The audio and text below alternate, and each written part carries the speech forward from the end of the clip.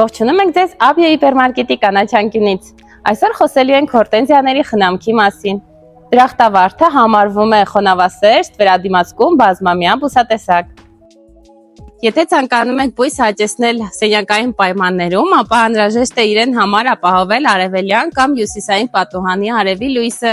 քանի որ արևի ուղիղ ճառագայթների ներքո բույսի մոտ առաջանում են այրվածքներ։ Քանի որ բույսը համարվում է խոնավասեր, այդ իսկ պատճառով բույսին անհրաժեշտ է հաճախակի ջրել եւ համոզվել, որ բույսը ունի դրենաժային համակարգ։ Ջրում ենք այն ժամանակ, երբ որ հողախառնուրդի արտաքին մակերեսը չորանում է։ Որպեսզի բույսը միշտ գեղեցիկ եւ մեծ ծաղիկներ ունենա, ինչպիսին մեր բույսերն են, ապա իրեն անհրաժեշտ է պարբերաբար պարարտացնել։ Պարարտացնում ենք մարտից սեպտեմբեր ամիսների ընկած ժամանակահատվածում բույսի ակտիվ աճի շրջանում։